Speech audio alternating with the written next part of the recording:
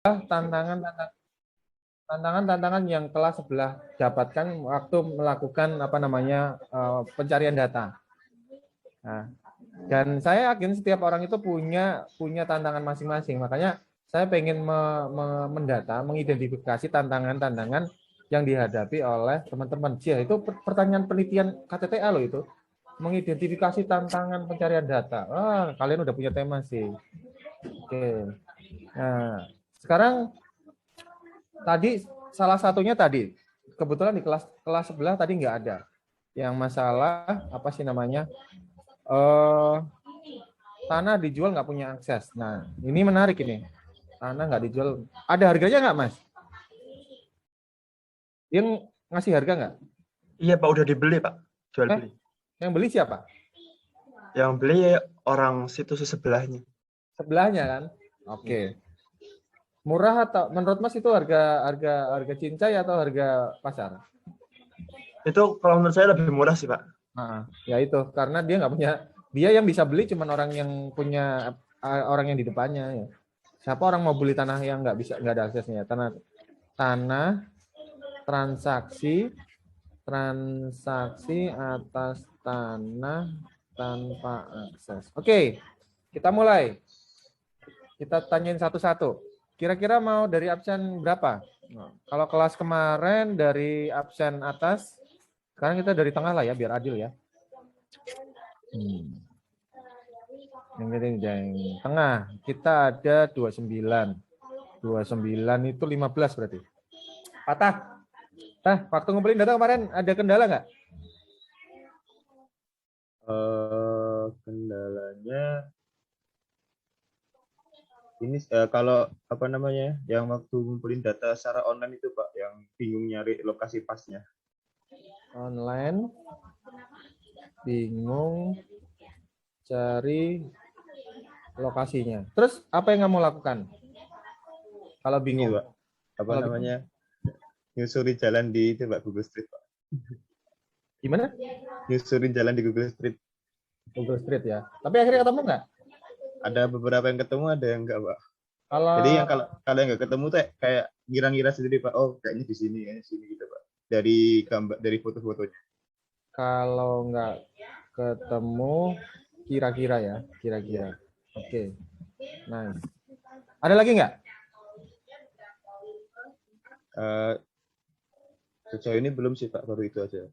Ini data online berarti penawaran semua datanya ya? Iya Pak. Nah, nanti diusahakan kalau bisa 3, tapi kalau nggak bisa ya 1 atau 2 lah.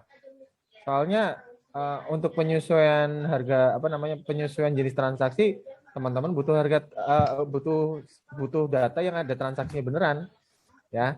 Dicoba maksudnya ini kan masih ada jeda 2 minggu nih. Pun nanti nggak dapat di sebelum UTS, nanti kan masih ada pasca UTS nih. Nanti dicoba aja ya. Nah, 3 itu udah ideal banget. 4 lebih dari 3 lebih bagus. Kalau kurang dari itu ya mau gimana lagi, memang keadaan di lapangan seperti itu ya. Oke, data penawaran. Kan saya tekankan di sini. Untuk penilaian massal itu yang paling ideal adalah harga transaksi atau harga sewa kalau untuk kepentingan pemodelan properti komersial. Tapi kalau untuk properti residen, maaf. Sorry.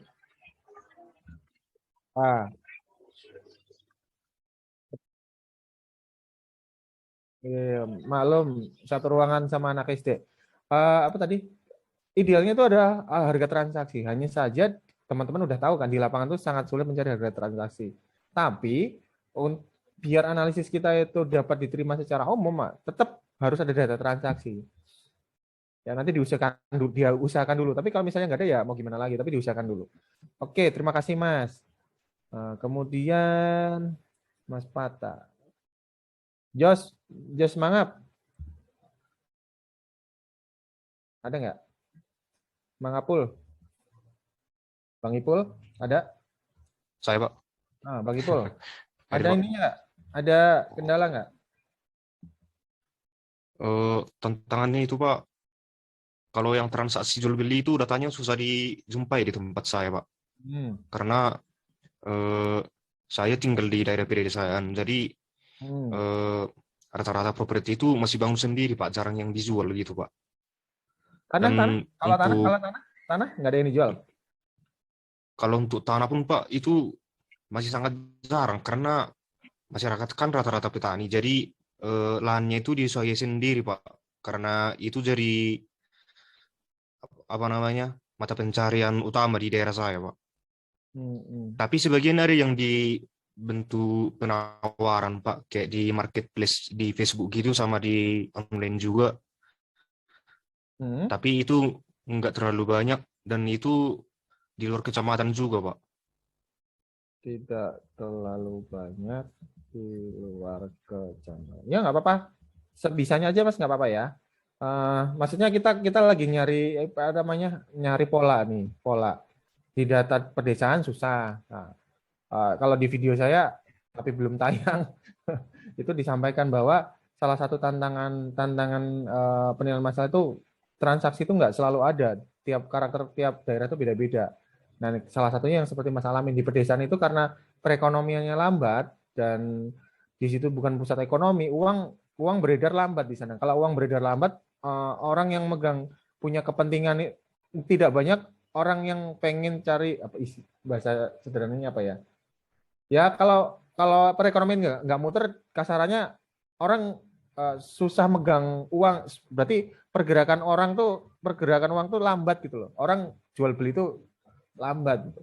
Itu bisa di pedesaan, di perkotaan itu bisa terjadi. Contohnya pandemi COVID ini itu cari transaksi susah banget. Walaupun mau dikasih bebas PPN lah, bebas BPHTW lah, ya memang orang nggak punya duit kan ya, lagi krisis ya. Nah ini solusinya apa Mas atas masalah yang Mas hadapin?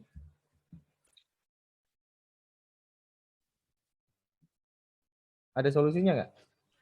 Eh, untuk sejauh ini Pak, sementara saya sudah mendapatkan 16 data. Jadi rencananya untuk menambah data yang tadi,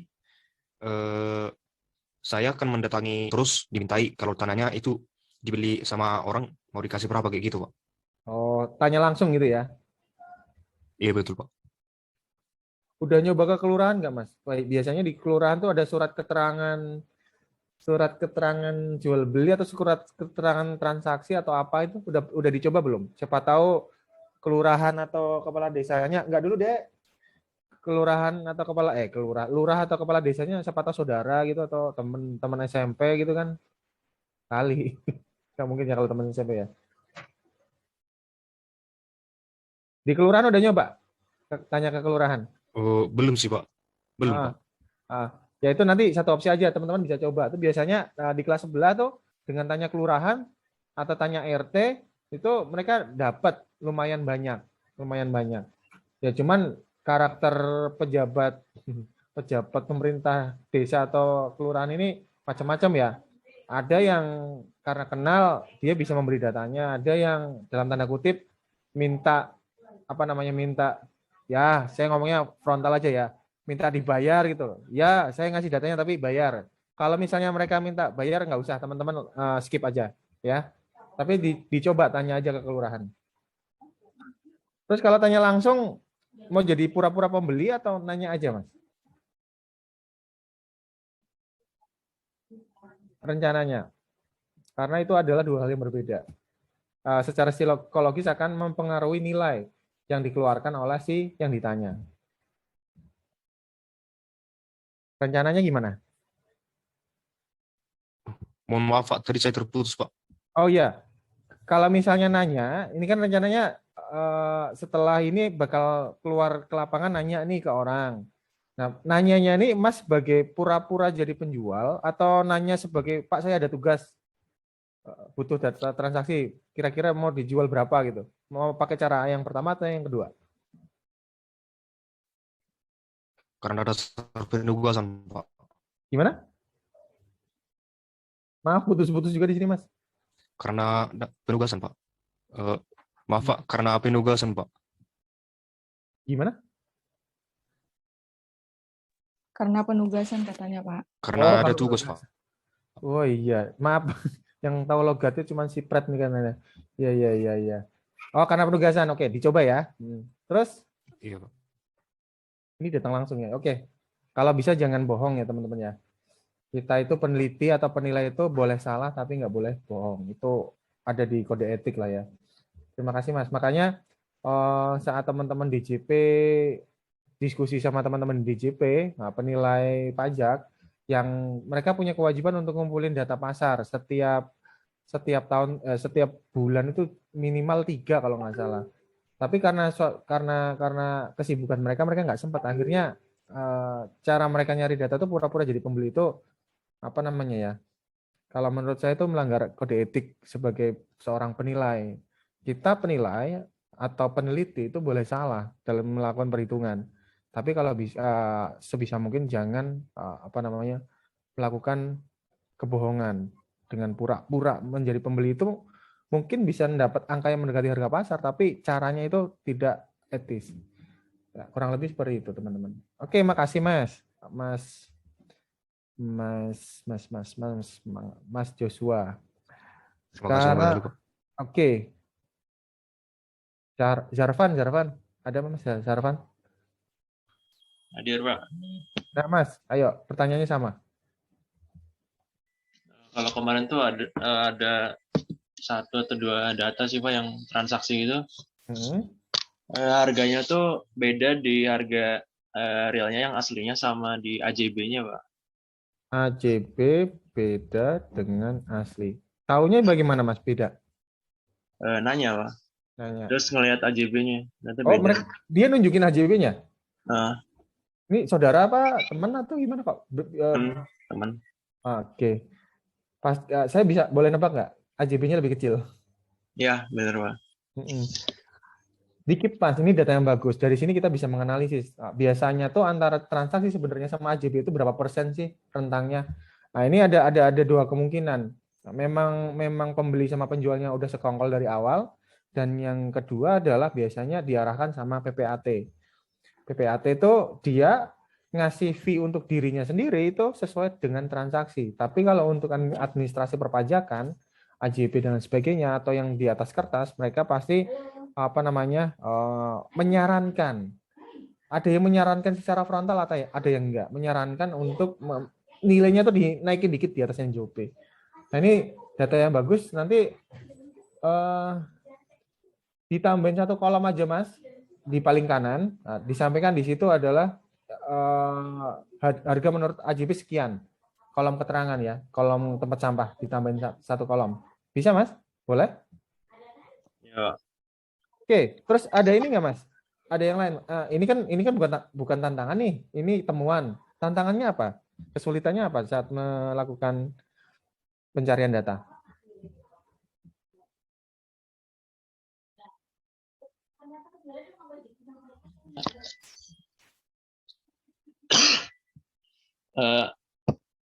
Kalau itu sih, Pak, kalau ada beberapa data yang survei online tadi sama kayak Fatah tadi, Pak. Sulit untuk nemu posisi pasnya karena di online itu nggak disebutin alamat pastinya, Pak. Jadi harus survei lewat Google Maps sendiri, Pak. Terus kalau untuk NOP itu tuh gimana ya, Pak? Kalau NOP, kalau teman-teman nggak kenal sama yang punya akan sulit mendapatkan NOP. Jadi kosongin aja kalau nggak bisa. Itu sih, Pak. Ada yang dapat NOP nggak? Nih, saya kasih saran nih 1. Data transaksi ya. Rumahnya teman-teman itu tanya ke orang tuanya teman-teman. Kira-kira kalau dijual berapa? Udah dapat 1 transaksi penawaran. Ada NOP-nya. Ya nggak sih? Lumayan kan? Berarti teman-teman tinggal nyari 29 transaksi lagi. Atau data penawaran lagi ya. Jangan lupa rumahnya teman-teman itu ada harganya juga.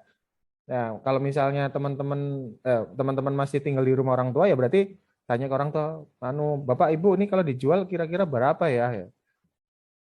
Pasnya berapa ya gitu. Pasnya berapa kan kalau sama orang tua lebih terbuka ya. Nggak mungkin ngasih harga ya segini boleh lah ya. Ya udah. Itu jadi harga penawaran. Karena yang nanya adalah teman-teman sebagai anak, itu biasanya harga penawarannya itu hubungan istimewa. Nah, harga penawaran hubungan istimewa itu biasanya lebih kecil daripada harga pasar biasanya. Nanti kita bisa diskusi setelah UTS. Oke, terima kasih Mas Sarvan.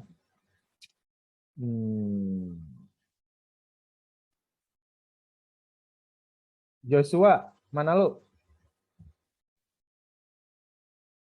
Sama Mas pertanyaannya Mas. Joshua mana lu ada? Halo Pak. Ya, pertanyaannya sama Mas.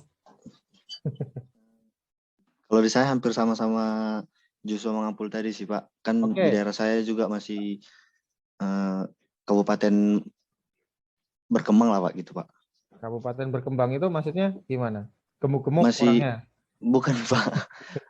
Transaksi jual beli properti itu masih sedikit Pak. Adanya bangun rumah sendiri gitu Pak.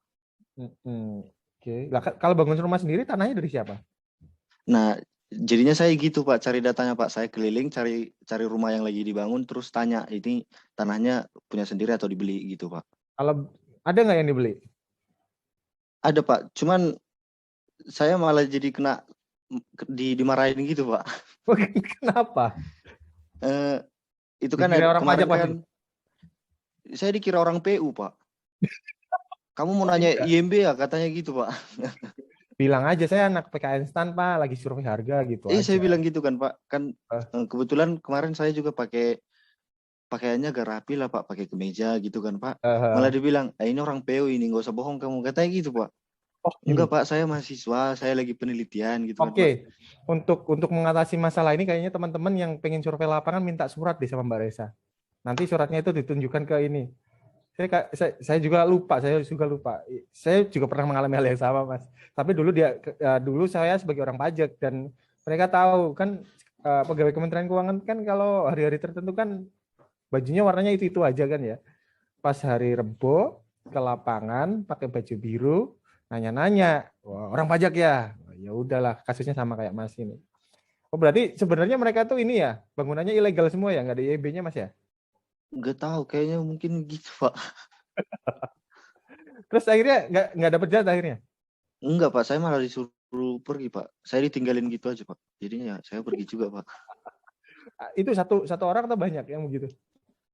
Satu orang doang sih Pak. Memang rumahnya agak di belakang gang gitu lah Pak. Jadi kalau mungkin petugas nggak nyampe ke situ surveinya gitu Pak. Oh, nah kalau yang lainnya? Yang lainnya mau sih Pak, pada mau Pak. Saya tunjukin bukti portal Pak, saya tunjukin website ini saya masih mahasiswa gitu Pak. Oh iya, bagus. Ya sebenarnya itu kalau teman-teman butuh surat menyurat jangan takut, jangan segan minta surat sama Mbak Reza walaupun ada jeda waktu, ya paling enggak untuk jaga-jaga aja sih ya. Oke, terima kasih Mas. Dimarahin. Ya, Pak, sama-sama. Aduh, ini nanti kalau PPMK disampaikan saat tantangan mencari data, wah dimarahin, dianggap orang PU gitu. Tapi keren loh, mukanya masih muda udah dianggap pegawai PU loh Mas. Atau dianggap lebih dewasa Mas ya, saya kurang tahu tuh ya. Oke. Mas Joshua udah. Mas Husen. Aduh. Ya Pak. Husen. Anak kedua ya Mas? Anak pertama Pak. Oh iya, tak kira anak pertamanya Hasan, anak keduanya Husen, bukan ya ternyata. Oke Mas, pertanyaannya sama. Kalau kesulitan dari saya itu Pak, menentukan lebar depan Pak. Biasanya itu nggak dicantumin Pak.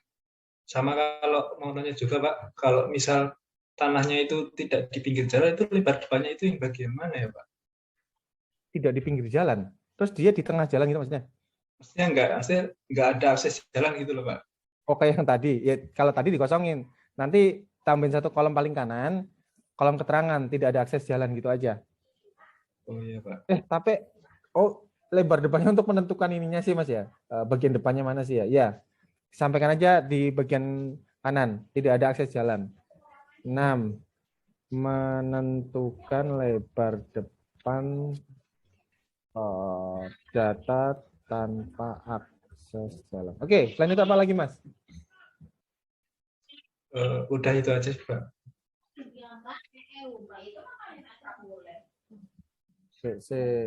Ini tadi menentukan portal. Nah dari sini teman-teman bisa mengambil pesan moral. saat kita jadi pegawai atau sebagai mahasiswa ingin melakukan survei lapangan, salah satu dokumen yang penting itu adalah surat tugas atau surat jalan. Agar apa? Agar orang yang diminta pendapat itu, diminta informasi itu yakin bahwa kita itu adalah pihak yang punya kepentingan dan tidak menyalahgunakan data. Nah, ini kebetulan pengalaman sendiri pasti membekas banget ya Mas Joshua ya. Soalnya di bagian di siklus pendataan dan penilaian di situ ada bagian ada kotak yang isinya adalah persiapan. Salah satu yang disiapkan adalah surat tugas. Nah, nanti kalau teman-teman udah ngantor, misalnya mau di DJKN atau di DJP atau di Pemda, kalau misalnya disuruh keluar sama atasan kita untuk survei lapangan lah, apalah, untuk urusan kantor di jam kantor, jangan lupa bawa surat tugas atau surat jalan. Ya. Tapi kalau disuruh atasan beli nasi padang nggak usah surat tugas. Maksudnya yang hubungannya sama kantor ya. Kalau kuliah offline itu saya bisa memberikan contoh-contoh real yang apa ya? Oke, siapa lagi? Husen udah. Oke, Haryo Pamungkas.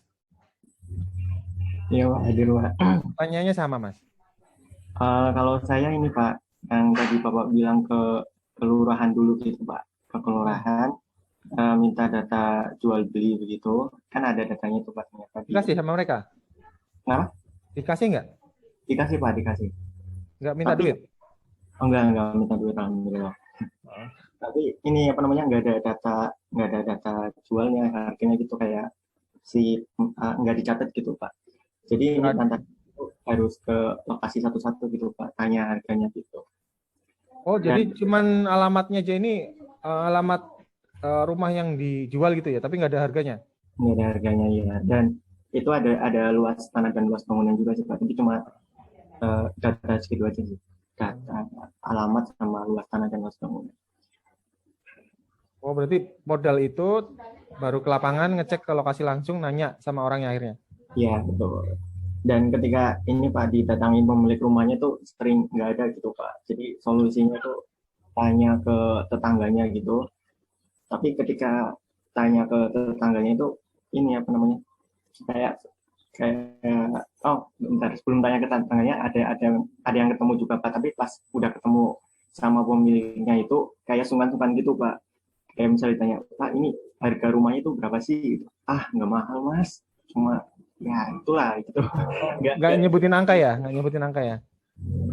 Kenapa? Nggak nyebutin angka dia? Iya, nggak nyebutin angka, jadi kayak malu-malu gitu Pak, nggak itu the point lah. Tapi pada akhirnya bisa dapat datanya? Bisa Pak, kalau udah dibilang berapa harganya Pak gitu Pak, pelan-pelan gitu. Oke. Dan akhirnya dikasih. Oke. Disamperin nggak ada yang punya rumah atau tetangga? Oke. Kalau malu kucing kalau ditanya. Oke. Nah, salah satu lagi nih pesan moral atau apa ya? Ibroh. Kalau ibroh, janganlah ya. Sini bukan muslim semua ya. Ya, pelajaran yang bisa kita pelajari dari case-nya Mas tadi bahwa sebagai penilai, karena kita itu berinteraksi sama beberapa kelompok orang. Yang pertama itu adalah klien kita, yang kedua adalah sumber penyedia data atau informan, maka kita harus punya kemampuan untuk berkomunikasi. Ya, berkomunikasi bisa jadi bunglon dalam arti positif, bahwa orang itu nyaman memberikan informasi ke kita dan kita tidak berbohong kepada mereka, dan kita akan menggunakan data sesuai dengan tujuan kita mengambil data. Nah, ini butuh ini ya teman-teman, butuh keahlian. Berarti Mas Gilang ini udah secara nggak langsung udah mengimplementasikan kemahirannya untuk menginfluence atau mempengaruhi orang. Dari cara itu dapat berapa data, Mas? Berapa ya Pak ya? Aku dapat 3 penawaran sama sisanya transaksi coba. Transaksi dari mekanisme tadi nanya-nanya langsung gitu ya. Oke. Terus ada lagi? Udah sih Pak, itu aja Pak. Itu satu hari dapat berapa data Mas? wah itu 2 minggu Pak. Kalau nggak satu hari paling muter berapa rumah ya kemarin, 5 gitu Pak. Nah ini juga bisa teman-teman bisa jadi yang namanya apa sih ya, standar prestasi kerja. Ternyata ngumpulin data secara langsung ke lapangan itu nggak bisa banyak dan butuh effort, tapi kualitas datanya bagus. Kalau cari data pakai via web bisa dapat banyak, tapi masih harus nyari ke lapangan lagi, harus lihat Google Street lagi, harus dipertanyakan kualitas datanya karena itu harga penawaran internet. Nah dari sini teman-teman bisa secara nggak langsung teman-teman bisa menilai kebutuhannya teman-teman tuh apa dan bagaimana teman-teman ingin mengeksekusi pengumpulan data. Apakah langsung valid tapi nggak bisa memakan waktu cepat, atau yang penting banyak validitasnya kurang. Nah itu adalah pilihan dari seorang penilai. Dan setiap itu ada trade off-nya. Data yang valid itu nggak perlu banyak penyesuaian. Jadi saat hasil nilainya muncul nggak banyak pertentangan karena datanya valid. Tapi kalau datanya penawaran harus ada penyesuaian. Sedangkan penyesuaian itu banyakkan artnya daripada sainsnya. Nanti setelah UTS kita belajar bagaimana menekan art atau adjustment, professional adjustment menjadi sesuatu yang agak saintifik, agak saintifik. Biar apa? Opini nilainya seorang penilai itu tidak serta-merta dijustifikasi, itu kebanyakan asumsi gitu. Ya, teman-teman mungkin udah bisa merasakan waktu kemarin melakukan proyek penilaian properti residen ya, di situ pasti banyak asumsi dan kadang-kadang asumsinya nembak. Nah, di sini apapun hasilnya, apapun kesulitannya, kita akan coba melakukan hal yang ideal ya.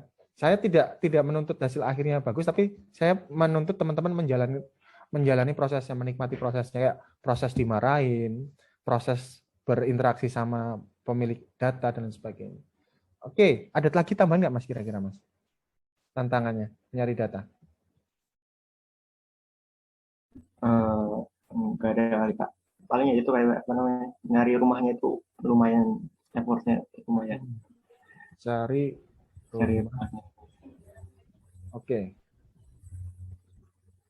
Ini dari data kelurahan dicari pakai Google Street nggak dapat Mas?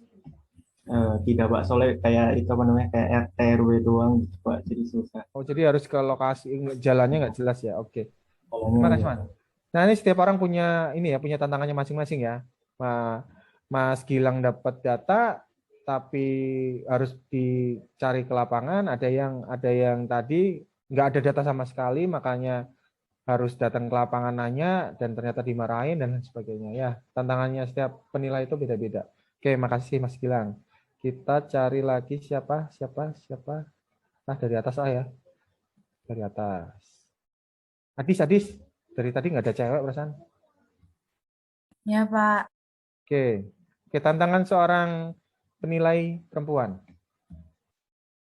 Kalau saya nentuin koordinat waktu dapatnya online, Pak. Terus solusinya?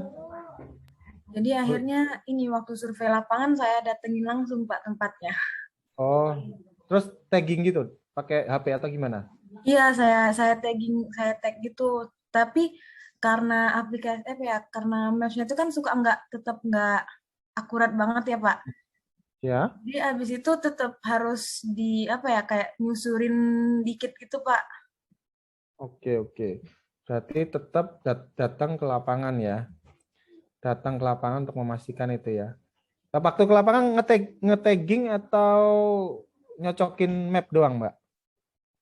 Oh enggak, waktu di lapangan tuh saya kayak saya kumpulin gitu loh Pak. Misalnya misalnya di jalan ini ya Pak. Terus saya kirim lokasinya tuh di grup WA gitu loh Pak. Oh iya, grup jadi WA, ketahuan ya. posisinya nanti di rumah baru dicari ya. Oke, solusinya Sherlock ya, Sherlock ke grup WA. Sebenarnya ini sih Mbak, ada aplikasi yang tagging. Jadi gini, Mbak kan punya HP, ada foto, diaktifkan aja fungsi taggingnya. Saat Mbak moto objek yang Mbak maksud, otomatis di metadatanya akan tersimpan koordinatnya. Nah, sebagian teman-teman mungkin udah tahu ya. Nah, di situ salah satu cara untuk untuk menge-save tagging dan gambar. Jadi foto lokasi di situ udah ada taggingnya. Ya cuman itu pengalaman saya, kalau kita asal foto propertinya orang itu orangnya marah biasanya kalau kita nggak punya surat tugas biasanya. Punya surat tugas pun kadang-kadang marah juga mereka. Ya gimana ya? Tapi herannya saat Google itu membuat peta pakai mobil yang kameranya banyak, itu orang-orang kok nggak pada marah ya? Lucu kan? Karena mereka tuh ngelihat kita waktu moto itu sebagai orang pajak. Nah, ini orang pajak ngapain ini? Nah, kalau misalnya ngumpulin data nanti pajaknya jadi naik. Tapi kalau Google enggak. Padahal Google itu bahaya itu. Big datanya Google itu bahaya buat privasi kita. Makanya saya tuh sampai sekarang tuh berusaha nggak punya aplikasi ojek online. Biar diketahui teman-teman terserah lah ya. Karena aplikasi ojek online itu atau yang food itu, grup GrabFood dan lain sebagainya itu dia mengcapture kebiasaan kita dan itu menurut saya agak bahaya. Parno aja saya gara-gara nonton film itu ya. Apa namanya Snowden itu ya. Ada yang udah pernah nonton belum? Nah, kalian hobinya belajar terus ya, jadinya nggak pernah nonton film ya. Oke, ngelanturnya udah. Mbak Adis, udah. Mas Wahyu. Ya Pak. Ada nggak tantangannya yang beda dari teman-teman yang lain? Tantangannya, di tempat saya itu nggak ada nama jalannya Pak, jadi saya pakai nama kelurahan, nama dusun. Tidak ada nama.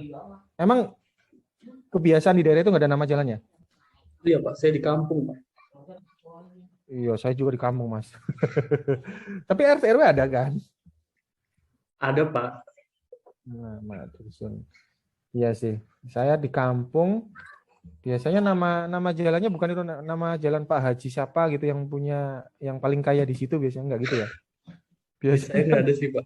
Wah, nggak ada yang kaya atau kaya semua? Jadinya susah menentukan nama jalan. Oke, ada lagi Mas yang lain? Koordinat begitu? Nggak ada masalah? Kalau di tempat saya itu kan kebanyakan yang dijual itu sawah Pak, dan orang-orang sekitar kan juga petani. Jadi transaksi kayak gitu tuh pada tahu gitu loh, oh punya si Mbah ini dijual harga segini gitu loh. Jadi saya itu tanggalnya nggak pasti gitu loh Pak. Semua saya tanggalin tanggal 1 semua, tapi bulan bisa. Oke. Berarti bulannya sesuai informasi tapi tanggalnya nggak pasti ya? Iya Pak, tanggalnya nggak ada. Berarti transaksi semua dong datanya? Kebanyakan? Nggak juga sih Pak. Lah kalau itu ada nggak yang tanah Tegal atau tanah hunian, bukan sawah? Itu kan tadi kan sawah tuh. Ada sih Pak. Ada ya? Transaksi juga? Iya Pak, ya ada yang di pinggir jalan juga Pak. Kan kelurahannya ini beda-beda beda-beda. Maksudnya ada yang di pinggir jalan buat rumah-rumah sama toko-toko, ada yang sawah-sawah juga. Oke. Daerah mana sih Mas? Saya di Borobudur Pak. Borobudur tuh Magelang Tapi iya. Itu kan udah kota itu, kan rendah hati sekali kamu. Kan ada kampung-kampungnya Pak, dan saya kebetulan di kampungnya. Iya. Jadi udah bosen ya lihat Borobudur ya? Iya Pak. Oke, makasih Mas. Nggak ada lagi nih? Nggak ada masalah lagi nih selain ini? Belum ada sih Pak, seperti teman-teman yang sebelumnya Pak. Oke ya. Kalau data dari internet dapat juga? Ada juga? Saya belum nyari Pak, soalnya di data grup jual beli itu biasanya di luar kelurahan sih Pak. Oke, nice. Dicari dulu ya. Berarti masih ada waktu 2 minggu kan ya? Masih ada setengah. Nanti kalau misalnya nggak terkumpul sebelum UTS juga nggak masalah sih, masih ada jeda waktu lagi nanti. Fred, kalian ada ini nggak? Ada grupnya ketua kelas lain atau apalah gitu? Nggak ada ya, Fred? Ketua kelasnya bukan kamu sih ya? Dimas, Pak Dimas. Mas, ada grup ketua kelas, Mas? Ada, Pak. Tolong disampaikan ke grup ketua kelas bahwa nanti PPMK harus punya 30 data gituin ya, teman-teman ya.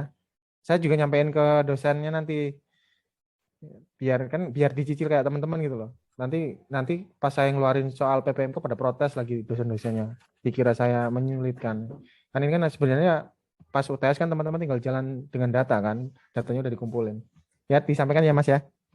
Ini UAS Pak. UAS atau UTS Pak? Untuk UAS. Oh, UAS. Oke. Siapa? Jadi kan yang UTS soal lucu-lucuan itu yang saya bilang itu kan diskusi kita di kelas jadiin soal. Jadi yang nggak di kelas saya ya mengarang indah lah itu. Biarin lah ya, yang ngasih nilai dosennya juga kan. Nah, yang UAS yang serius. Ya, yang serius, cuman keseriusannya dibentuk PPMK. Biar apa namanya teman-teman punya jeda waktu ngerjain lah. Seminggu kan kalau PPMK kan ya. Semoga nggak menyusahkan. Datanya dikumpulinnya jauh-jauh hari. Biar apa namanya? Biar agak ringan gitu. Nanti besok setelah UTS kita praktik per metode dengan data yang datanya teman-teman. Jadi nanti PPMK-nya itu seakan-akan tinggal merapikan aja gitu ya. Semoga nggak berat ya buat teman-teman ya. Oke. Sampai mana tadi? Wahyu udah. Wirda. Iya, Pak. Masalahmu apa, Wir? Kalau saya kan ada survei di 4 RW kan, RW 8. Bukan masalahmu. Kamu nggak punya masalah. Iya, ini mau saya bilangin. Nah, terus kan ada 4 RW lah itu kan kata bapaknya dulu tuh kalau penilaian masalah kan menyebar gitu kan. Harus menyebar, betul. Ya, lah paling banyak itu saya ada di 1 RW itu, Pak. 1 RW doang. Yang lainnya beberapa aja. Oke. Ya, dicari sebisanya ya. Kalau bisa 4 RW itu ya yang ideal adalah 30 dibagi 4, ya enggak? Kalau misalnya tersebar yang penting ada keterwakilan di setiap RW lah. Minimal 3 setiap RW-nya. Masih bisa diusahakan ya? Ini kayaknya tinggal di kota besar nih kayaknya. Cuman 4 RW doang nih. Di kota biasa sih, Pak. Kota kecil. Di mana emang? Di Magelang, Pak. Wih, dekat Borobudur juga dong? Iya. Tapi berarti ini versi jam, kota, tadi Mas Bayu versi kampung gitu ya? Satu SMA jalan-jalan? Enggak juga? Nah ini, berarti solusinya tetap cari data Mas ya? Tetap coba cari data tiap RW. Oke, ada lagi Mbak yang pengen di-sharing ke teman-teman, didiskusikan? Hampir sama kayak teman-teman yang lain sih. Ya memang itu sih ya. Kemungkinan besar sama sih, karena karakter masyarakat di Indonesia, walaupun daerahnya beda, kemungkinan besarnya sama. Oke, terima kasih Mbak Wirda. Mbak Wirda udah naik lagi. Alip. Ya Pak. Anak pertama ya, iya kan udah ditanya Pak seminggu kemarin ya. Lanjut. Pertama kayaknya nanyanya itu Pak. saya gemes kalau ada anak orang namanya Eka, Alip, Alpa, itu kan kemungkinan besar anak pertama ya Mas. Oke Mas, pertanyaannya sama Mas. Ini Pak, saya agak susah nyari data transaksi. Nah saya kan cari-cari di tetangga dulu gitu Pak, yang paling terdekat dari rumah. Nah setelah nyari-nyari di tetangga, sementara di tempat saya itu kan perumahan nasional. Perumahan nasional ini udah dibangunnya lama banget Pak, kayak dari tahun 1980-an gitu rata-rata. Jadi yang punya rumah para tetangga-tetangga ini tuh bahkan teman mainnya bapak saya gitu. Nah jadi udah lama banget gitu Pak. Oke, ya.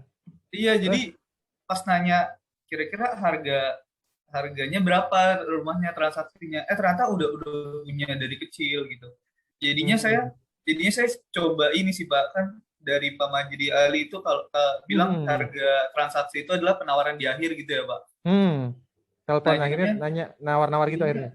Iya Pak, jadi seolah-olah saya yaudah kira-kira kalau dijual berapa, terus tawar dapat ujung-ujungnya, kalau kayak gitu bisa nggak sih Pak dijadiin transaksian gitu Pak? Ya ini sebenarnya ini sedang menjadi perdebatan Mas. Nah tapi poinnya, Mas itu waktu nawar pura-pura jadi pembeli apa bilang ini sebagai tugas? Tugas Pak, tugas. Okay. Tapi biar dapat harganya, ya udah saya tanya aja, kira-kira ini kalau dijual berapa gitu. Ya kalau seperti itu saya masih netral lah ya. Yang saya nggak setuju itu kalau kita pura-pura jadi pembeli, nelpon. Wah Pak, ini intinya tahu kan ya, nangkep ya. etika untuk mengumpulkan informasi. Tapi kalau misalnya Mas Pak, saya dapat tugas, kira-kira kalau saya tawar jatuhnya berapa itu masih bisa dipakai. Tapi tetap ya pertama Mas ya, itu harga penawaran ya. Harga penawaran penawaran yang di-convert jadi harga transaksi. Nanti di buku di data itunya harga penawarannya dulu yang dimasukkan. Oh, berarti jatuhnya penawaran aja ya, Pak, nggak bisa transaksi. Penawaran. Oke. Oke, mungkin ada lagi mau di-sharing ke teman-teman yang lain? Palingan ini sih, Pak, data-data yang lumayan spesifik, misalnya kayak kedalaman sumur atau enggak data-data yang spesifik kayak gitu tuh susah Pak dapetinnya. Jadi selain dari tetangga-tetangga saya, mungkin kalau yang dekat-dekat rumah saya masih bisa kebayang gitu, mungkin agak-agak disamain sama rumah saya gitu. Ya, sama. Nah, tapi kalau yang udah beda RW atau RT, jadinya saya bingung Pak nyarinya. Nah, jadinya ya udah cari rata-rata di daerah situ berapa gitu aja sih Pak saya. Bisa nggak sih Pak kalau kayak gitu? Boleh, nggak apa-apa. Ya, rata-rata ya. Pagar, kedalaman sumur dan lain-lain. Data rata-rata area terkait. Nggak apa-apa, bisa digunakan itu. Karena misalnya kedalaman sumur itu kan berarti air tanahnya tuh ketinggiannya kan sama. Setiap rumah kemungkinan besar sama. Dibuat rata-rata juga bisa.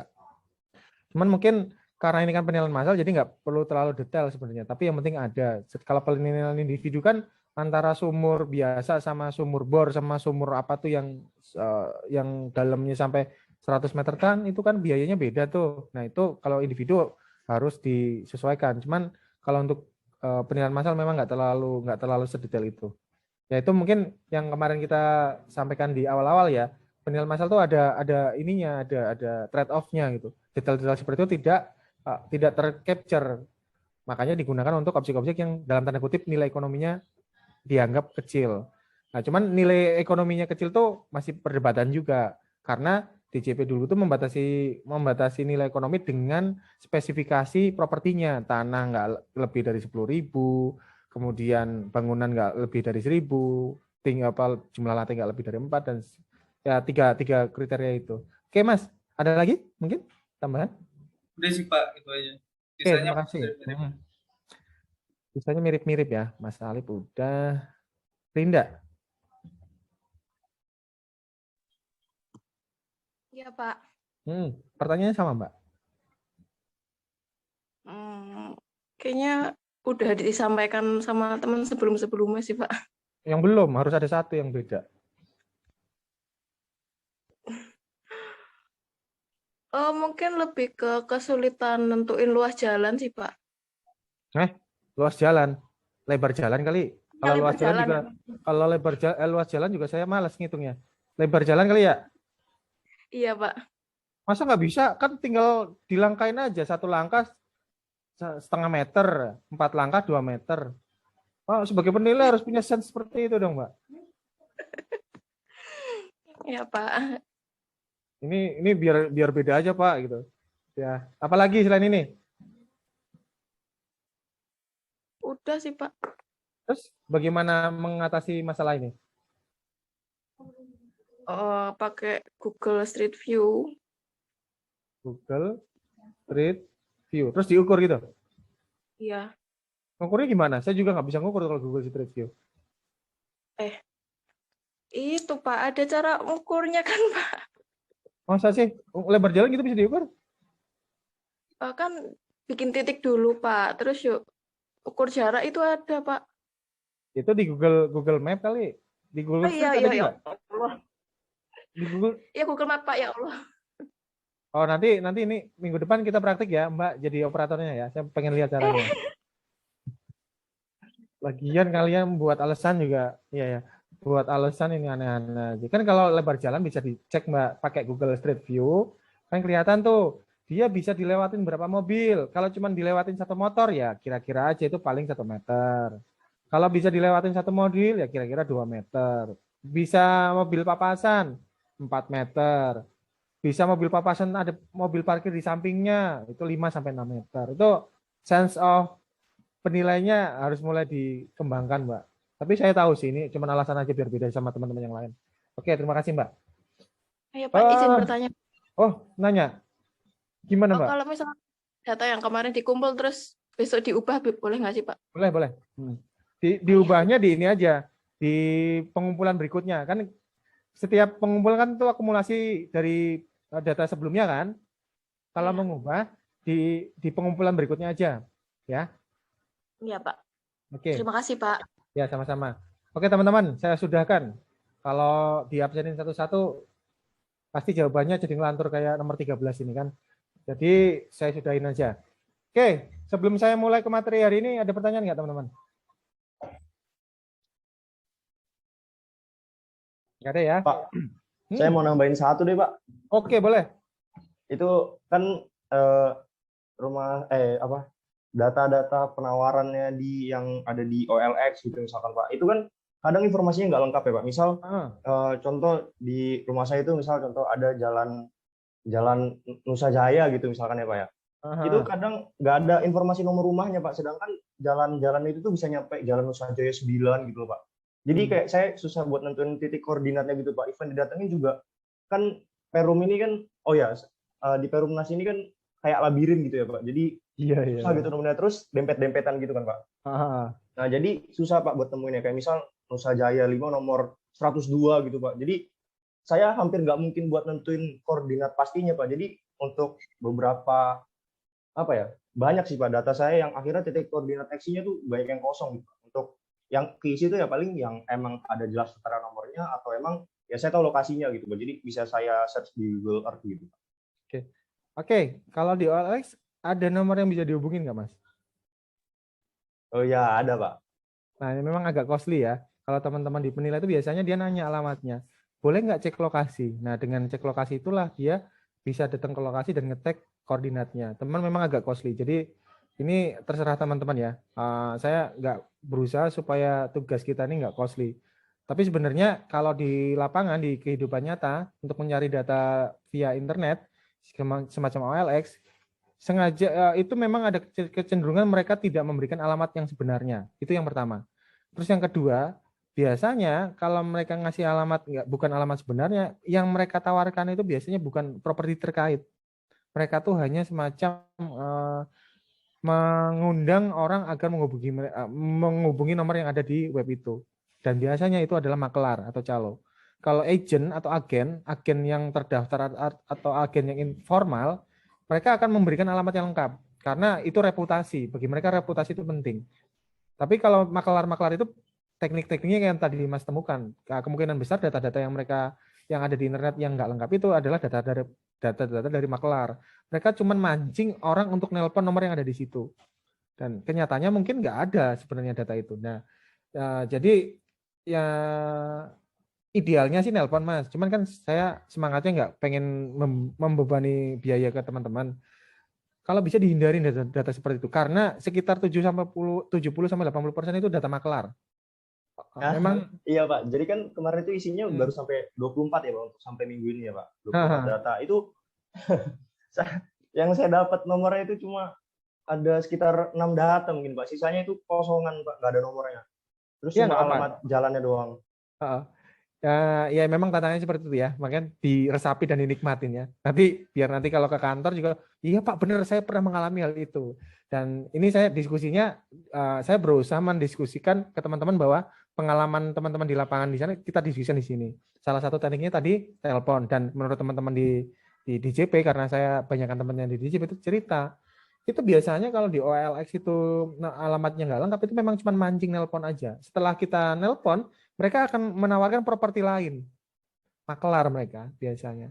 Tapi untuk case ini ya, Mas, dioptimalkan dulu aja. Cuman saya ngasih tahu, itu kemungkinan besar makelar dan kemungkinan besar propertinya nggak dalam tanda kutip nggak benar-benar ditawarkan, ya. Ya karena constraint waktu, monggo strateginya gimana, kan tadi ada yang strateginya ke lapangan, ada yang strateginya macam-macam kan tadi. Makanya kita buka diskusi ini biar teman-teman saling mengetahui strategi yang teman-teman satu dengan yang lainnya. Itu aja, Mas ya. Ada lagi mungkin? Ya. Monggo. Udah, Pak. Itu doang sih paling, Pak. Oke, yang lain kalau misalnya ada yang mau didiskusikan sebelum saya lanjut. Saya, Pak. Satu, Pak, kira-kira, Pak. Monggo. Mau nambahin atau mau diskusi? Mau nambahin, Pak. Oke, siap. Jadi di tempat saya itu ada saya nemuin beberapa tanah 3 atau 4 transaksi tanah yang luasnya itu lebih dari 1.000 meter gitu Pak, 1.000 meter persegi. Itu bisa nggak Pak saya jadi saya anggap mungkin dibagi 2 atau dibagi beberapa gitu, tapi saya ambil satu aja gitu Pak. Karena kan kalau ngambil luasnya lebih dari 1.000 kayak nggak sesuai standar gitu Pak. Nggak apa-apa, dipakai aja Mas. Itu Yang 1.000 itu nggak apa-apa. Nanti kita bisa gunakan untuk penyusuan luas. Jadi tanah yang luas itu biasanya dijual lebih murah nggak sih per meternya? Biasanya lebih murah tuh. Nah, nanti kita bisa buat asumsi bahwa saat kita punya data penawarannya luas, data transaksi luas, data pembanding luas, tapi data yang kita nilai itu kecil, itu nanti ada penyesuaian luas. Nah, penyesuaian luas. Nggak apa-apa, dipakai aja. Paling enggak nanti kalau nggak bisa dijadikan data pembanding, bisa dijadikan data penyesuaian. Ya, ambil aja, Mas. Satu lagi Pak, di tempat saya itu karena di desa kan Pak, sama kayak Joshua tadi, jadi dijualnya itu ke keluarga, paling enggak ke adik atau ke kakak gitu kan, jadi harganya itu hubungan istimewa gitu Pak, jadi lebih murah, cincai gitu. Jadi itu saya cantumin harga segitu nggak apa-apa Pak? Emang nggak apa-apa, tapi di kolom keterangan transaksinya dikasih tahu ya. Oh baik Pak. Waris ya berarti ya, waris atau hibah ya. Biar pengguna data tahu ini hubungan istimewa. Nggak apa-apa, pakai aja. Kita gunakan semua resource yang kita punya, harga waris atau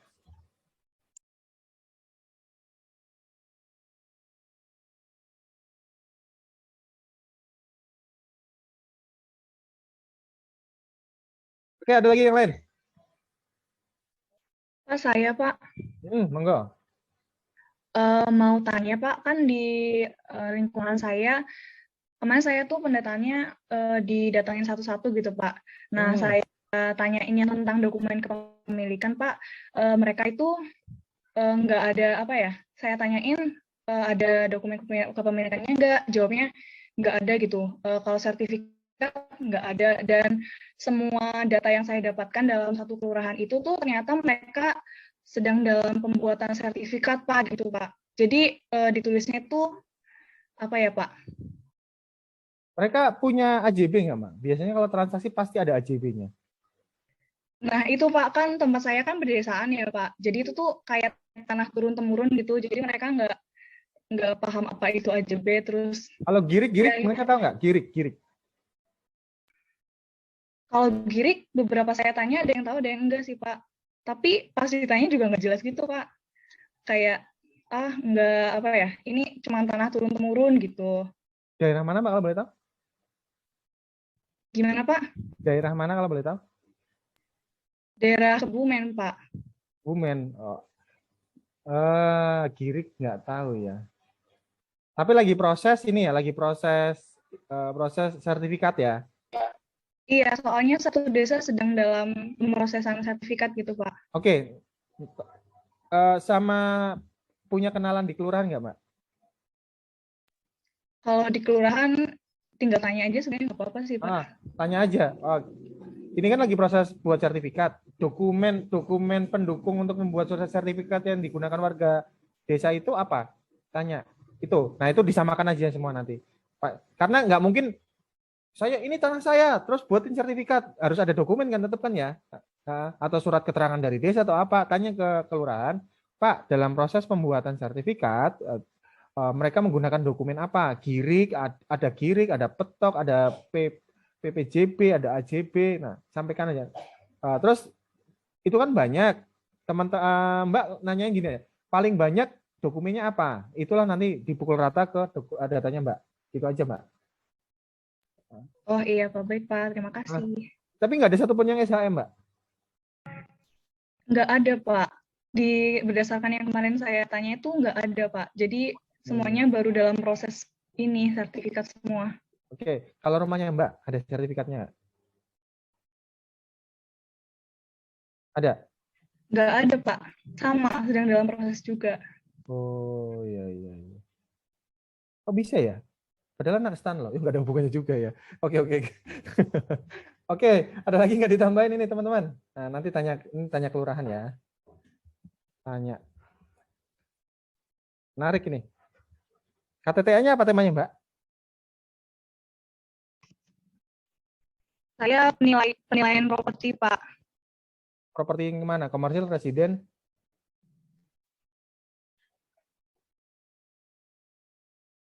Nggak kedengeran, Mbak, suaranya. Kemut kah itu?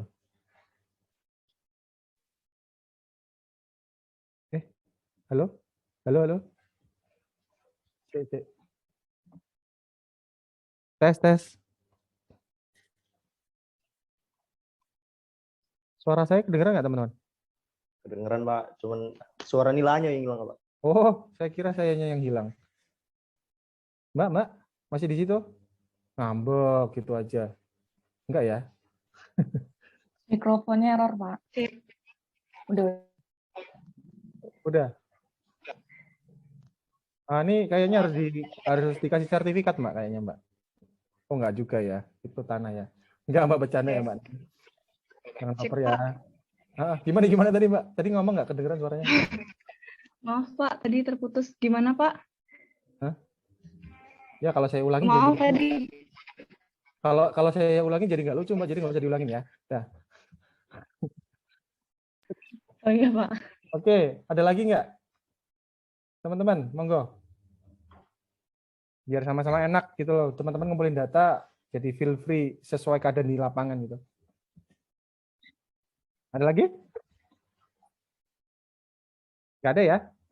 Oke, kalau nggak ada kita lanjutkan materi selanjutnya. Nanti teman-teman kalau mau tanya, potong saja per perkataan. Nggak enak banget ya kalimatnya ya.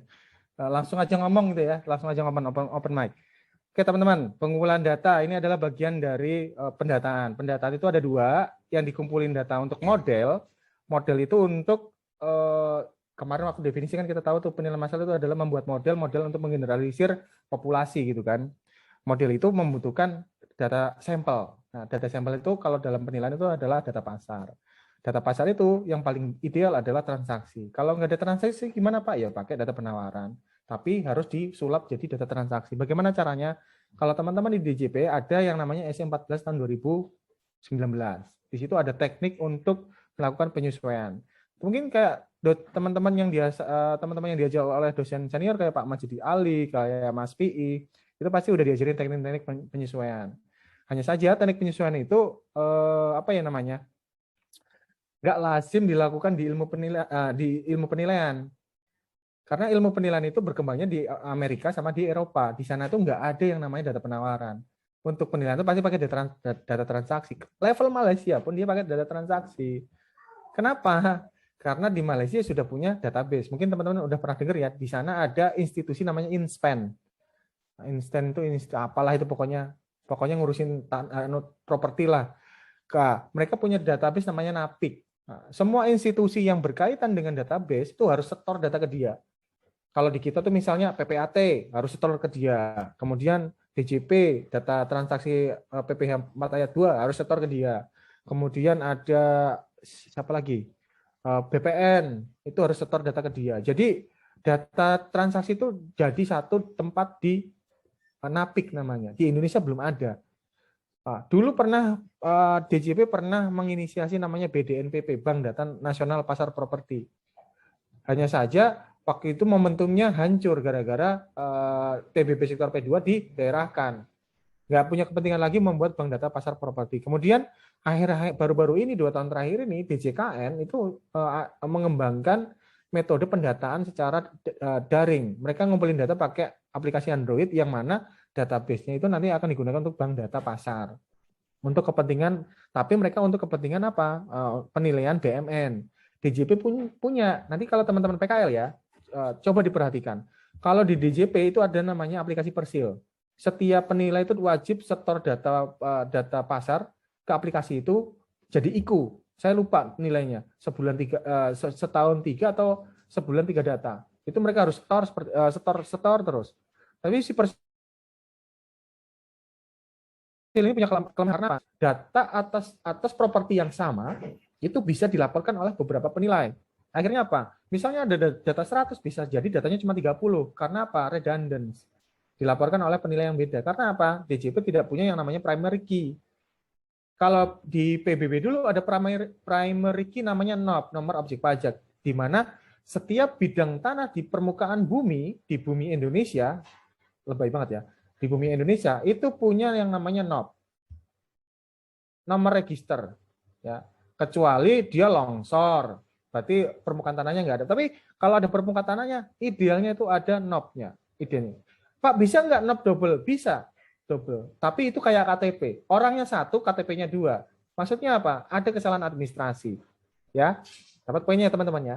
Nah, siapa tahu nanti teman-teman ke DJP, Pak, kita harus punya bank data pasar. Nah, itu kan teman-teman jadi punya nilai tambah ya di institusi ya, bukan cuman nerima disposisi, disuruh tadi apa? Disuruh beli kopi. Enggak ya, fotokopi ya. Ya, masa lalu yang indah ya, waktu jadi senior. Mas, tolong Mas beliin kopi ya. Nurut dia. Habis 2 tahun kemudian dia nyuruh adik kelasnya lagi. Kalian jangan begitu ya. Lebih kejam. Oke. Sampai mana tadi? Model. Oh, ada satu pertanyaan. Belum saya diskusikan. Teman-teman, di apa namanya ya?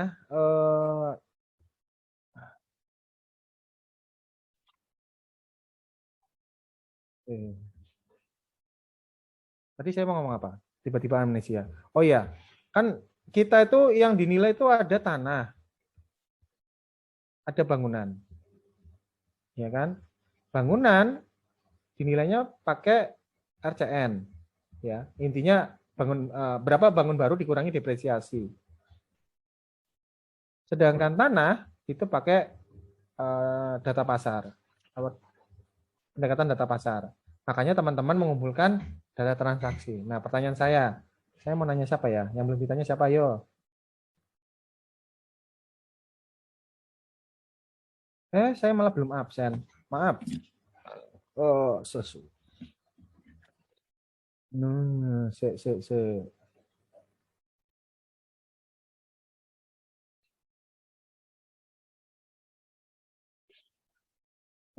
Alivia udah berdoa.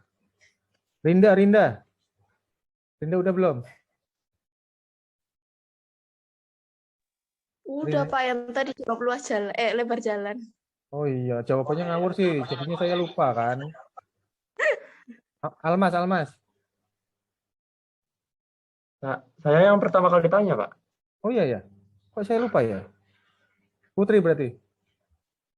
Habis itu saya cukup udah Pak. Kemarin tapi Pak. Oke, Putri. Saya mau nanya, Put. Udah ngumpulin data berapa?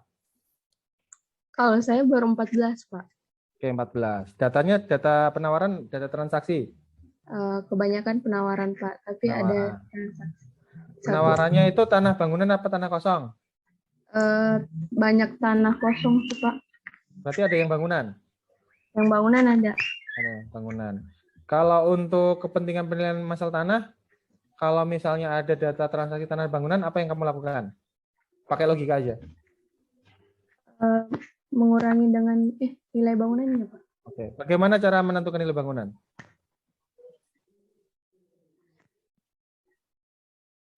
Ayo, dosennya Pak Majid Ali kan? Pak Majid Ali kan kamu yang ngajar? Kalau ini baru Pak yang penilaian mesin. Semester ini. Kayak yang kemarin apa sih namanya? Ya udahlah ini dulu deh. Nah, bagaimana cara menghitung bangunan? Kemarin kan apa yang penilaian residen itu siapa yang ngajarin? Pak Harizul. Nah, Rizul pasti ngajarin kan gimana cara nilai bangunan? Gimana caranya? Iya pakai metode ini Pak yang RCN. Iya, apa namanya? Toolsnya apa alatnya? DPKB. DBKB. Iya Pak. Pak Rizul orang mana sih? Orang DJK? Orang MAPI, Orang MAPI? Iya, orang Pak. MAPI ngajarinya pakai DBKB? Enggak Pak, kalau waktu itu kelompok saya pakai yang DPKB, tapi bukan dari Pak Harizul. Kalau Pak Harizul pakai apa? Enggak dikasih waktu itu Pak. Hah, nggak dikasih? Kalian belajar apa Iya, sama dia? Kan MAPI, nggak tahu Pak. Kalau waktu itu kan bikin PPMK PPR pas UAS. Saya pakainya yang DPKB yang di-share sama anak-anak kelas. Ini nggak, maksudnya Pak Harizul di kelas nggak ngajarin nilai bangunan? Gimana ya Pak? Lupa Pak waktu itu gimana. Bilang aja lupa kamu bulat kamu. Serius? Oke. Udah tahu ya, salah satu toolnya adalah DPKB. Ada tools lain nggak Mbak yang Mbak ingat?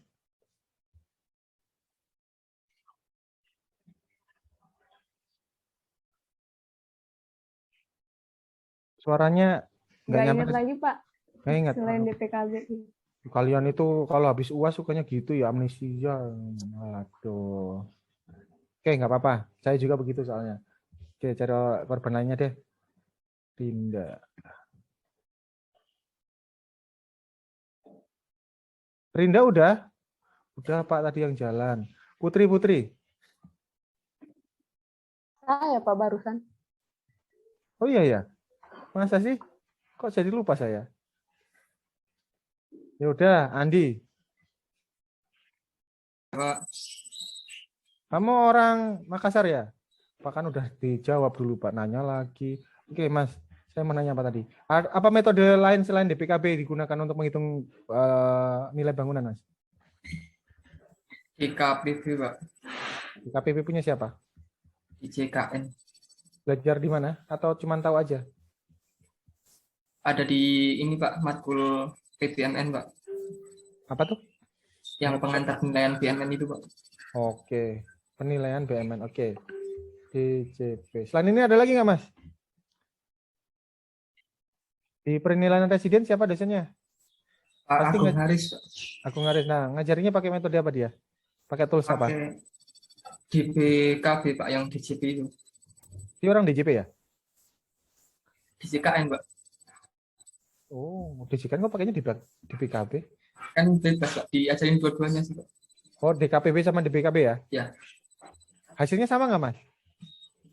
Kalau kamu pakai atas data yang sama? Belum nyoba saya Pak. Ah, ini kok lupa apa belum nyoba? Belum nyoba saya Pak. Oke. Saya kira di kelas dicoba. Sebenarnya itu ada gap itu. Nanti kita bisa diskusi itu kenapa. Itu bisa jadi bahan KTTA juga loh. Perbedaan nilai pada DKPB dan DPKB. Wah, mana yang lebih mendekati kenyataan? Wah, menarik teman-teman. Sayang teman-teman udah punya tema ya. Oke, terima kasih Mas. Siapa lagi ya? Rinda, udah Rinda? Udah Pak yang jalan. Puja sekarang Puja. Iya Pak. Oke, Ja. Kamu saudara kembar, Ja? Punya saudara kembar ya? Enggak Pak. Saya kira ada Puja, nanti adiknya namanya Puji. Soalnya kan kakak kelas kalian ada yang Silva sama Silvi kan? Tahu nggak? Nggak tahu Pak. Ya. Oke, ada tools lain nggak selain ini? Dua ini. RAB itu Pak. RAB-nya siapa?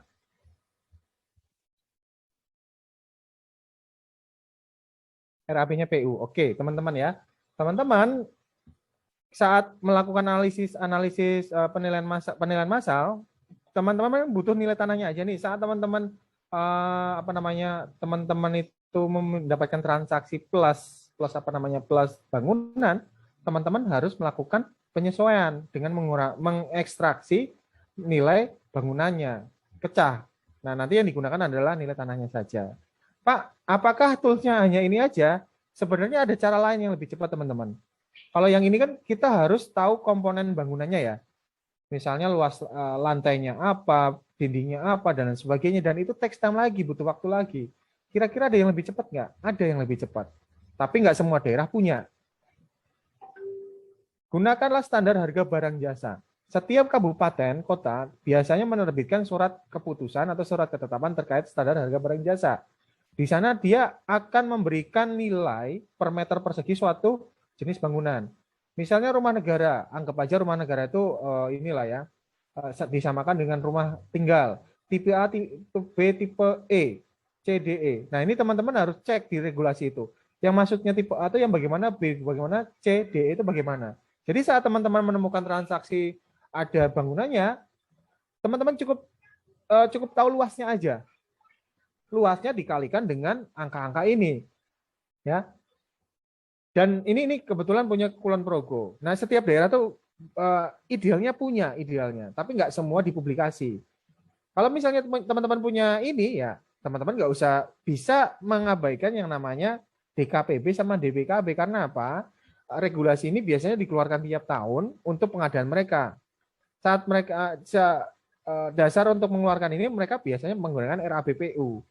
Jadi ngapain kita ngerjain sesuatu yang sudah dikerjakan orang lain? Tinggal gunakan ini aja. Ini salah satu opsi teman-teman ya, salah satu opsi. Pak, bedanya tidak sederhana sama sederhana apa? Teman-teman harus cek definisinya itu ke regulasi di kabupatennya teman-teman, kabupaten atau kotanya teman-teman. Ya. Terus dulu PU itu ngeluarin yang namanya ini pedoman harga satuan per meter persegi tertinggi. Bangunan gedung negara dan ini sebenarnya konteksnya sama seperti ini. Tapi daftarnya dia itu ada satu Indonesia gitu loh, per provinsi. Ada 34 data di situ. Sayangnya data ini nggak diupdate sejak tahun 2000. Sayangnya. Padahal dia sudah sudah ngasih angka per meter persegi. Opsi yang lainnya lagi, ini opsi paling males. Opsi paling malas. Di website penyedia jasa konstruksi dan lain sebagainya biasanya mereka udah punya tabel ini. Rumah menengah sekian, rumah mewah sekian, rumah luas sekian. Ini bisa teman-teman gunakan. Untuk tugas saya bebaskan. Mau pakai cara yang paling males, pakai cara paling yang ribet, yang penting teman-teman bisa mengekstraksi nilai nilai bangunan dan nilai transaksi, menyisakan nilai tanah jika transaksinya ada bangunannya. Oke, sampai sini ada pertanyaan nggak? Ingat ya, nggak semua daerah punya ini dan teman-teman menggunakan datanya sesuai daerahnya masing-masing. Jangan tadi kayak Borobudur pakai datanya Jakarta ya nggak cocok karena harga upahnya udah beda. Kalau misalnya harga komponen bangunannya mungkin sama, teman upahnya beda. Jadi teman-teman misalnya browsing pun harus cek daerah itu berlaku di daerah mana gitu. Biasanya berlakunya per kabupaten kota biasanya. Oke, sampai sini ada pertanyaan nggak? Gampang kan? Kalau pakai DPKB kan teman-teman harus tahu komponen bangunannya tuh, itu butuh waktu. Nah ini cara paling simpel Pak. Kalau kata senior saya itu cara paling malas. Ya kan kalau udah dikerjain orang ngapain kita kerjain lagi ya? Kan udah dihitungin sama Pemda gitu. Gimana teman-teman? Ada pertanyaan nggak di sini untuk mengekstrak? Monggo. Ini kan harga per meter udah kayak NJOP Pak ya. Itu boleh NJOP kan ya? Kayaknya nggak boleh. Oh nggak boleh malahan Pak. Kalau NJOP itu pasti lebih rendah dari harga pasar Mas. Jadi gini, sementara NJOP diabaikan dulu, tapi nanti di PPMK teman-teman akan menganalisis NJOP rumahnya teman-teman. Itu bagian dari soal emang. Nanti teman-teman bakal tahu sebenarnya di daerahnya teman-teman tuh NJOP-nya itu di bawah harga pasar apa enggak. Nah, hanya saja untuk mencari data NJOP itu kan effort lagi buat teman-teman.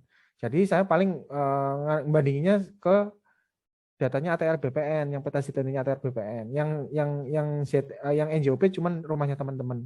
Ini kisi-kisinya kejauhan ya. Paling nanti habis menjelang UAS teman-teman udah lupa kali ya. Oke, jangan pakai NJOP Mas, pakainya salah satu opsi ini ya Mas ya. DPKB, DKPB, RAB-nya PU, SHBJ, daftar harga borongan, sama ini sama pedoman harga satuan, tapi cari yang paling update. Sementara cari itu dulu untuk tugas ini ya. NJOP karena NJOP nanti bagian dari soal kasus seperti PPMK nanti. Oke, terima kasih Mas pertanyaannya. Ada lagi yang lain? Ada lagi? Nggak ada ya? Oke, kalau nggak ada, kita lanjutkan ke materinya. Oke, yang ini udah kan?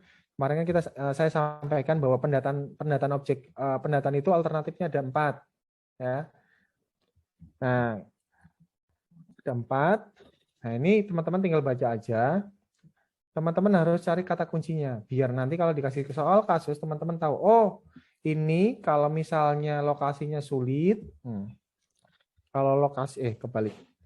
Kalau lokasinya sulit, nah, nggak ada petanya, potensinya rendah, tapi daerah itu nggak cocok cocoknya pakai alternatif penyampaian dan pemantauan SPOP. Nah, penyampaian dan pemantauan SPOP itu butuhnya ini. Ini cara kerjanya. Ya, tetap buat peta, tapi cuma letak relatif kira-kira, nggak pakai skala. Ya, misalnya kayak tadi jalannya nggak perlu diukur, ya, yang penting kelihatan ada jalannya. Itu untuk menentukan zona nilai tanahnya. Kemudian yang kedua, alternatif kedua, oh dia ada peta yang sudah menunjukkan letak relatif. Clue-nya cuma itu ternyata. Berarti cocoknya alternatifnya identifikasi. Ini detailnya. Nanti ujiannya kan open book tuh ya. Nah, teman-teman siapkanlah itu. Kemudian yang selanjutnya, oh ada peta yang menunjukkan letak relatif. Nggak bisa.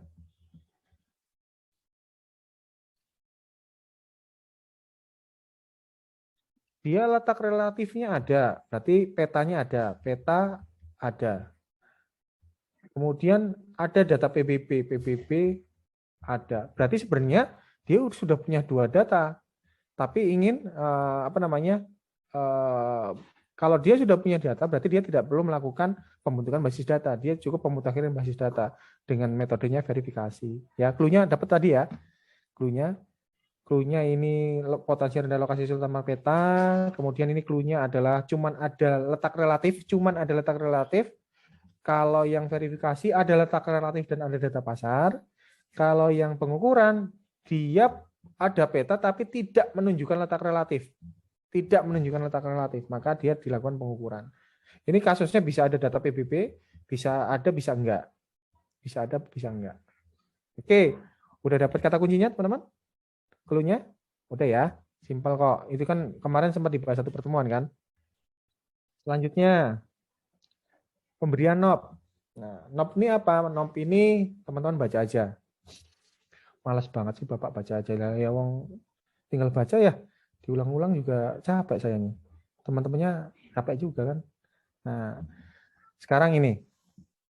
Salah satu komponen yang teman-teman harus tahu saat melakukan pendataan PBBP2, pertama teman-teman harus punya peta.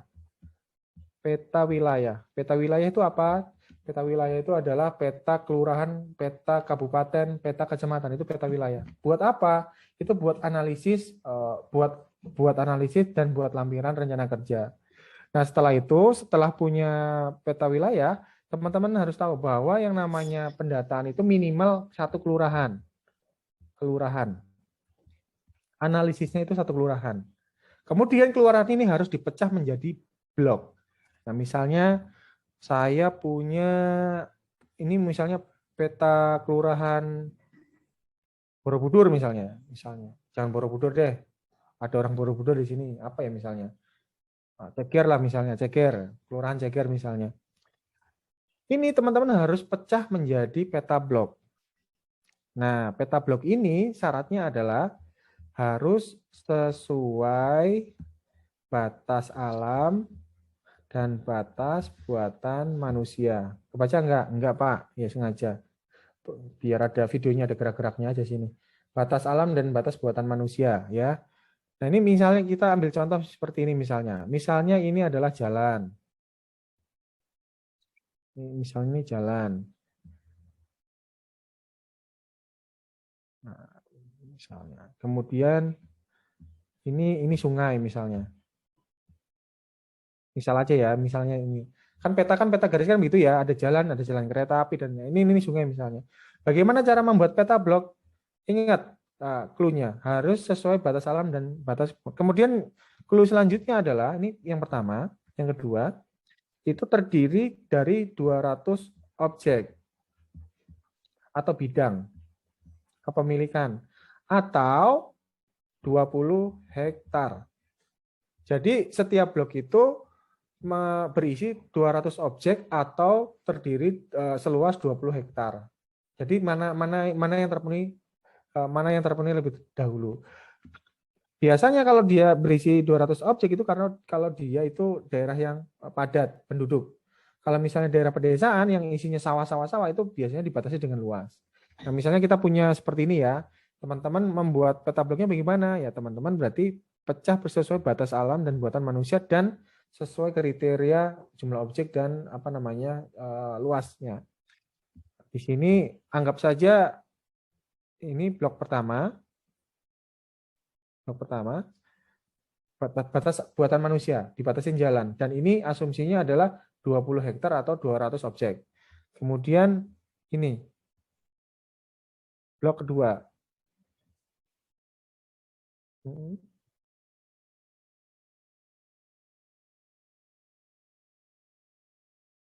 Nah, dari sini kita punya 1, 2, 3, 4, 5. Kita punya 5 blok atas kelurahan Ceger tadi. Apa langkah selanjutnya? Langkah selanjutnya adalah pemberian nomor. Selanjutnya adalah beri nomor. Bagaimana cara memberi nomor? Nomor blok itu terdiri dari 3 digit angka, dimulai dari 001 sampai 999.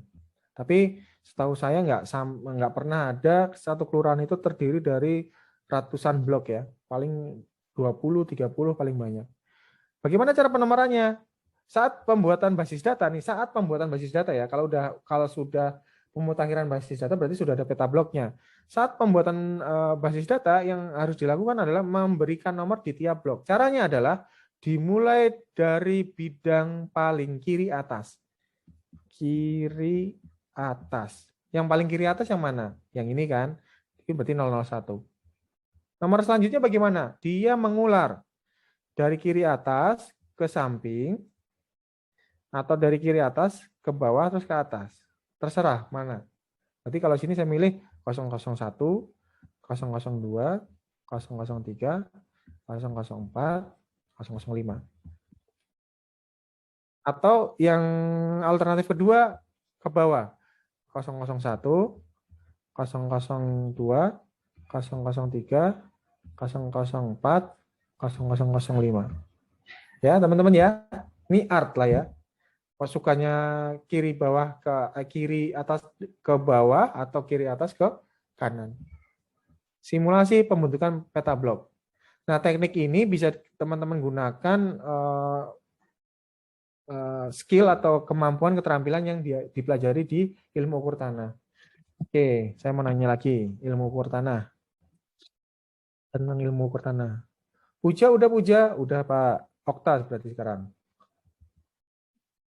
Okta ada? Octavia Dutra ada nggak? Nah, itu pemain bola ya. Octavia Sinta Maulina. Ada Pak, maaf baru. Baru apa? Ada Pak. Barusan Pak, belajar IUT kan kemarin Pak Riko ya kalau nggak salah ya. Halo? Iya. Belajar apa? Iya Pak. Belajar apa? Belajar ini Pak. Pakai AutoCAD. Terus ngukur rumah. Oke. Berarti ngukur rumah konsepnya sama dengan ngukur bidang. Itu ilmu itu sebenarnya dipakai di proses pendataan. Nah, pertanyaan saya, di situ Mbak diajarin bikin bidang nggak? Digitasi diajarin nggak? Digitasi peta. Gimana Pak? Mendigit peta diajarin nggak di IUT ilmu ukur tanah? Mendigit. Bukan pijit ya, digit. Bukan pijit. Aduh Pak, putus-putus. Aduh, nih. Digitasi peta diajarin nggak? Diajarin nggak? Halo? Okta? Enggak sih Pak, kayaknya apa aku yang lupa ya Pak. Lupa juga? Masya Allah, kalian kok gampang banget amnesia ya. Aduh, saya harus melakukan apa ya biar saya tidak mudah dilupakan. Inilah malah curhat. Oke. Ya wes, pokoknya ini ya. Intinya untuk peta blok ada pertanyaan nggak? Yang penting teman-teman kata kunci yang teman-teman harus kunci adalah itu peta blok itu dari satu kelurahan terdiri lingkupnya satu kelurahan, kemudian dibuat sesuai batas alam dan batas buatan manusia, ya bisa sungai, bisa jalan. Oh, tambah satu batas administrasi, RT RW, ya. Administrasi, sorry, yang batas administrasi saya lupa. Kemudian dalam satu blok terdiri dari 200 objek atau 20 hektar, tergantung karakter wilayahnya. Kalau daerah pedesaan yang notabene itu persawahan itu maksimal 20 hektar. Kemudian kalau misalnya daerah padat itu 200 objek, oke. Kemudian penomorannya itu terdiri dari 3 digit, dimulai dari kiri atas, mengular ke kanan atau mengular ke bawah. Oke, dari 1, 2, 3, 4 kata kunci itu teman-teman ada pertanyaan nggak? Kalau nggak ada pertanyaan, kita lanjut ke peta yang lainnya. Ada Pak, ada pertanyaan Pak. Ah, kamu nambahin kerjaan saya aja apa? Ini Pak, apa? Kalau misalkan itu yang di 001 sama 002 misalkan Pak. Itu kan dibatasin sama batas alam itu ya Pak. Tapi kalau misalkan contoh ada di bagian kiri sama kanan yang sebenarnya nilainya sama, itu gimana Pak? Apa dipecah lagi jadi nomor 1, 2, 3, 4? Nice. Pertanyaan bagus. Pertanyaan bagus. Kalau peta blok mengabaikan konsep nilai. Kalau peta blok ya, peta blok. Jadi dia benar-benar, dia tuh sebenarnya semangatnya adalah memperkecil peta kelurahan sebenarnya. Memperkecil peta kelurahan. Karena dulu historinya adalah peta kelurahan itu nanti akan dicetak dalam kertas A0. Kertas A0 itu berarti kertas HVS yang paling gede ya, A0. Kalau misalnya satu kelurahan itu nanti detail per objeknya atau rincinya itu nggak kelihatan, makanya dia dipecah jadi peta blok. Itu historinya. Dan itu tidak berkaitan dengan nilai. Jadi agar blok itu saat ke lapangan mudah diidentifikasi, maka dia ditentukan dengan batas alam atau batas buatan manusia, atau sekarang ditambah batas administrasi, RT, RW, kelurahan dan sebagainya. Kurang lebih gitu Mas. Jadi nilai untuk peta blok diabaikan. Oke, nice. Pak, terima kasih Pak. Oke, ada pertanyaan lagi yang lain? Oke, kalau nggak ada lanjut ke peta selanjutnya. Nah, ini peta ZNT. Peta ZNT ini yang tadi Mas tanyakan. Kita coba copy dulu ini ya. Salah. Kopinya bukan begitu. Begini.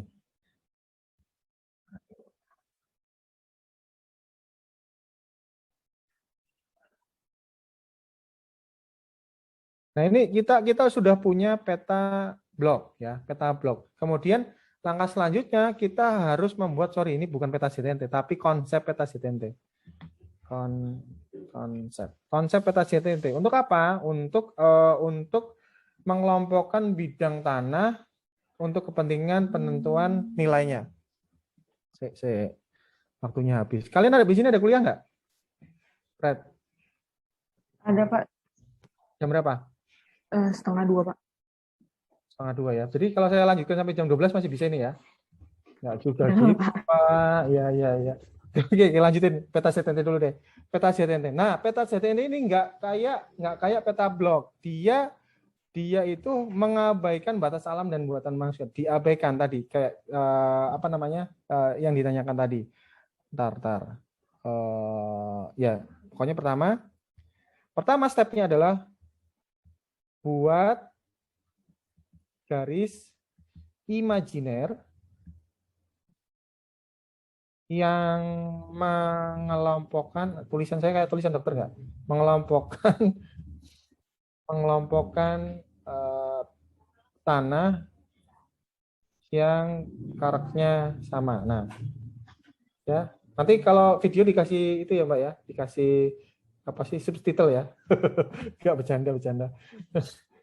Ya, buat garis imajiner yang mengelompokkan nilai tanah, mengelompokkan area yang diindikasi nilainya sama, baru tebakan.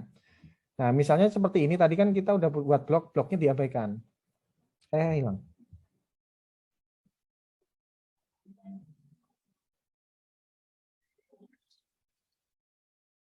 Bagaimana cara membuat? Nah, di sini kita tahu nih, ada sungai, ada jalan. Nah, biasanya kalau di jalan Pak, itu nilainya mirip-mirip Pak. Ya udah, jadikan satu blok mereka. Misalnya seperti ini. Misal aja ini ya.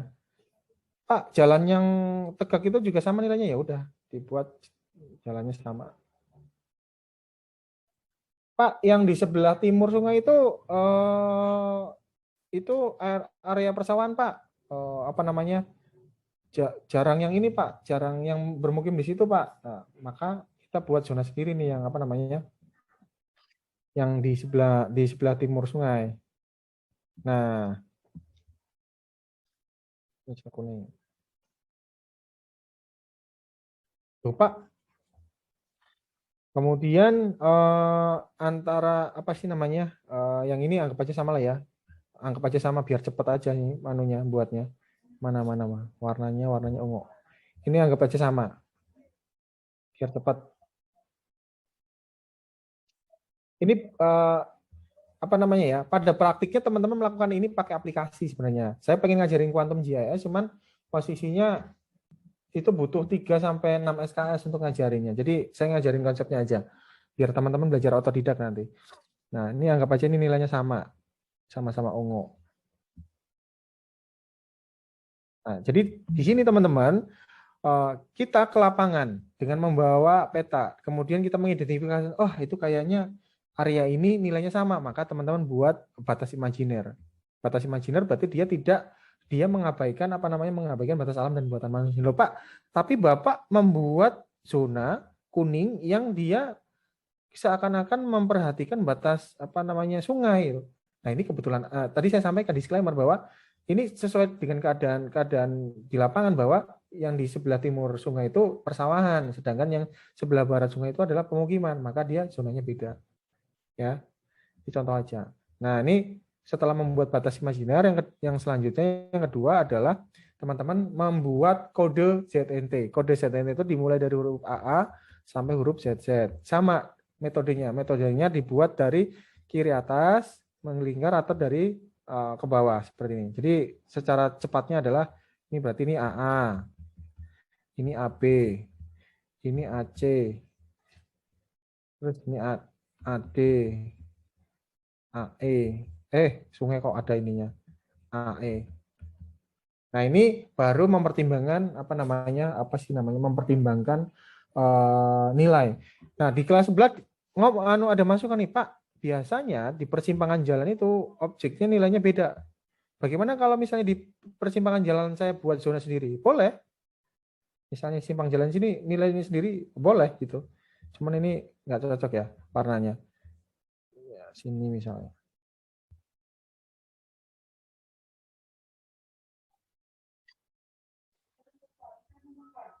Jadi zonanya gimana Pak kalau begini ya? Berarti teman-teman harus buat zona lagi. Berarti AA di sini, AB, AC, AD, AE, AF, AG, AH, habis apa? AI ya? AI. Nah, biasanya yang jadi pertanyaan adalah ini. Pak, kenapa ada AB dan ada AG, AH, dan apa tadi sini lupa? Padahal dia dia nilainya sama. Karena teman-teman, dia tidak berhubungan zonanya. Zonanya tidak berhubungan. Maka walaupun nilainya sama kayak AA sama AC, nilainya sama, tapi dia terpisah oleh zona lain, maka dia harus dibeli kode ZNT sendiri. Saya ulangin ya. Saat suatu zona, walaupun nilainya sama, tapi dia terpisah oleh zona yang lain, tidak terhubung sama sekali, maka dia harus memiliki kode ZNT sendiri. Nah, ada prinsipnya konsep peta ZNT seperti ini. Ada pertanyaan teman-teman?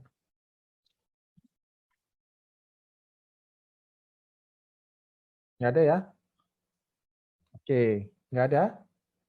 Oke, kalau nggak ada, saya buka satu pertanyaan terakhir sebelum saya tutup kelasnya. Nanti ini slide-nya saya kirim ke teman-teman biar ada coret-coretannya dikit. Pak Brad, ada pertanyaan? Itu Pak, terkait surat tugas itu minta ke Mbak Reza itu bilangnya gimana Pak? Pak Reza, saya ada tugas butuh saya tugas butuh surat pengantar itu aja. Oh, disebutkan juga nggak Pak matkulnya? Apanya? Atau tugasnya apa gitu? Kasih tahu aja nggak apa-apa. Oh, oke, makasih Pak.